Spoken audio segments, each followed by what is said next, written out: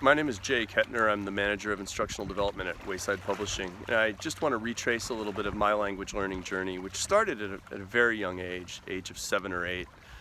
My dad had a job that required him to do a lot of business with Japan. He would travel to Japan a lot.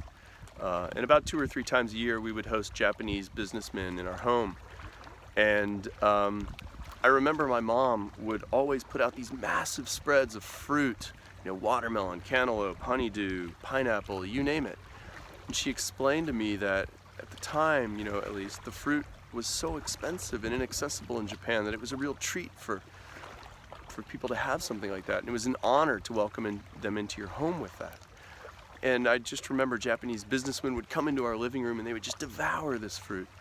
And in turn, they would bring us little rice crackers wrapped in seaweed and all those little Japanese snacks. And it was a perfect entryway for me as a 7-year-old, 8-year-old into languages and cultures. Because what little kid doesn't understand snacks, right? I mean, it's like a part of the center of your world when you're that age.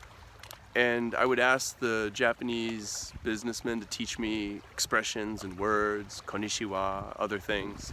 And that's really how I got started becoming interested in languages and cultures. Fast forward to my junior year in high school, I had the opportunity to study abroad in France, which forever changed my life. I can still remember coming out of the RER station into the streets in Paris and just looking around me at like the buildings and the architecture, the people, the buzz and the energy around me was incredible. And I remember a very precise moment where I thought, I need to come back here, but I need to come back here being able to speak and understand the world around me. When I was in high school, there weren't gap years, there weren't woofing programs, there weren't opportunities like that. So I just enrolled in my 4-year university and needed a language requirement and decided I would take French. I became really passionate about learning French.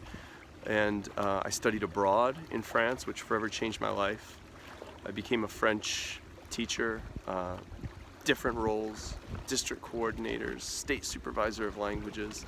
And all those roles have taken me to remarkable places, and geographically and personally, that I could have never imagined. The people that I've met along the way.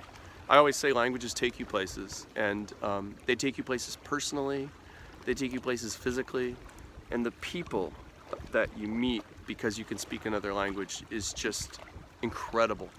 I've had the opportunity to meet high-level government officials and international diplomats, or just phenomenally wonderful friendships with ordinary people like myself. And they connect you to people that you otherwise wouldn't be able to connect with. I have a friend who is Bulgarian, and he doesn't speak any English, and I certainly don't speak Bulgarian, but we're able to connect because we both speak French. So I speak up for languages because of the remarkable places that they take you and the surprising dimension that they add to your life.